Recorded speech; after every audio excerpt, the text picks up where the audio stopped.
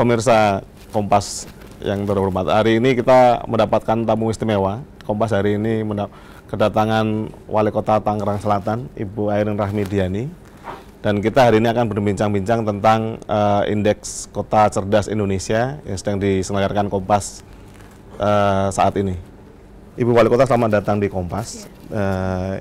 Terkait dengan Indeks Kota Cerdas Indonesia yang sedang diselenggarakan Kompas hari ini, Ibu, saat ini.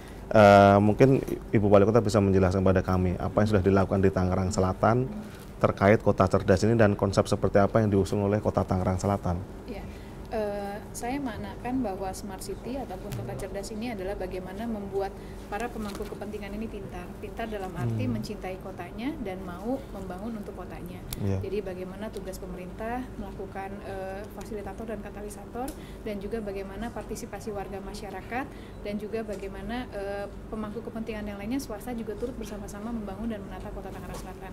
Jadi teknologi ya diperlukan dalam rangka untuk membangun kota cerdas ini, tetapi bukan berarti teknologi yang terdepan, tetapi bagaimana membuat masyarakat kita menjadi pintar, masyarakat kita peduli terhadap kotanya sendiri. Jadi bukan kemudian semata-mata memasang semua perangkat teknologi di setiap sudut kota, itu bukan seperti itu ya, Bu ya? Itu hanya sebagai penunjang saja, tetapi bukan menjadi tujuan utama. Tujuan utama kita adalah bagaimana memperpendek jalur birokrasi, mendekatkan kita pemerintah dengan masyarakat. Mungkin bisa dijelaskan, Bu, selama 4 tahun terakhir ini penerapan teknologi seperti apa yang untuk membantu mendekatkan birokrasi antara masyarakat dengan pemerintah? Salah satu hal, teknologi itu digunakan dalam rangka kita memudahkan untuk bekerja, memberikan pelayanan.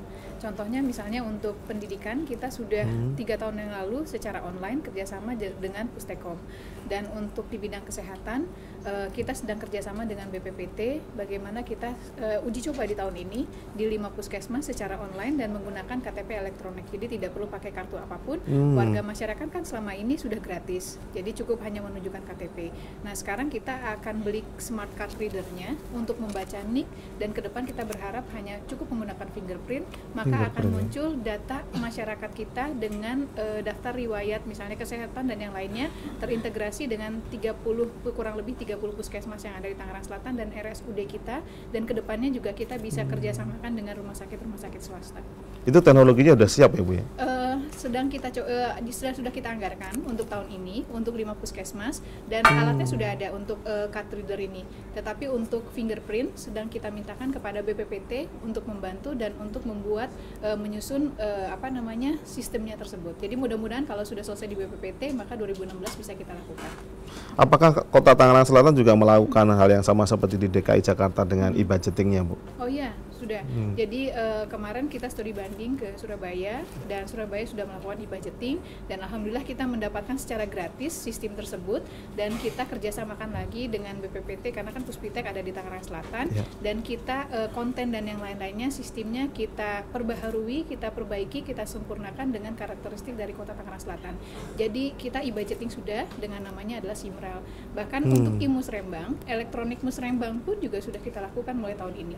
Jadi untuk perencanaan tahun 2016 mulai dari tingkat kelurahan, kecamatan, kota, kita menggunakan elektronik musrembang.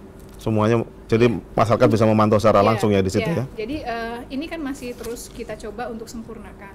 Tetapi ke depannya outputnya nanti setelah ada musrembang tingkat provinsi, kita akan upload ke website kita sehingga masyarakat akan melihat apakah usulan-usulan mereka sudah masuk atau belum. Oh begitu, sangat menarik sekali ya.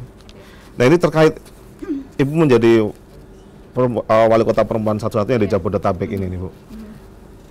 Adakah program khusus di Tangerang Selatan yang terkait kota cerdas ini khusus untuk warga perempuan ini? Oh iya pasti. Bagaimana kita terus meningkatkan pemberdayaan kaum perempuan di Tangerang Selatan dengan berbagai macam program pelatihan keterampilan, di mana bahwa kita perempuan harus punya keahlian misalnya dalam bidang hal-hal yang memang menunjang kita sebagai tugas kita seorang ibu, sebagai seorang istri, ataupun juga sebagai kita bekerja. Dan untuk di pemerintahan saya pun juga berusaha tentunya apabila ada kemampuan dari perempuan tentu akan kita dahulukan. Baik.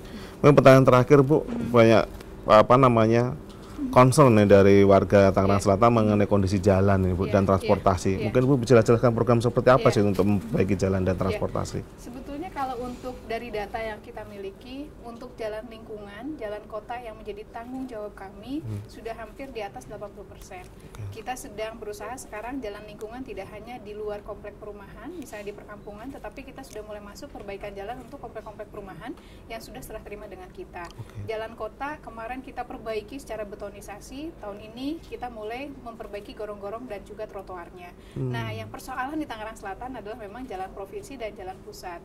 Tetapi kita terus koordinasi, kita terus kerjasama, terus kita komunikasikan, kita dorong, dan alhamdulillah untuk jalan raya yang sekarang rusak, yang di Jalan Raya Siliwangi itu kan sudah masuk ke Perda Infrastruktur Banten. Anggarannya kurang lebih 155 miliar untuk fisiknya, dan pembebasan lahannya pun juga dari provinsi. Kemarin sudah kita lakukan beberapa pembebasan lahan, dan sekarang sudah mulai tendernya. Insya Allah kemarin saya telepon masih dalam tahap prakualifikasi, mudah-mudahan Mei sudah bisa jalan.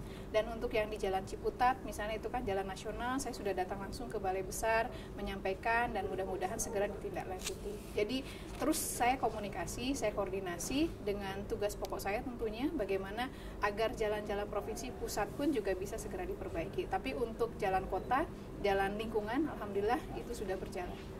Baik, terima kasih sekali Bu Sama-sama. Airin atas kehadirannya di Kompas. Ya, sama-sama. Baik. Ya.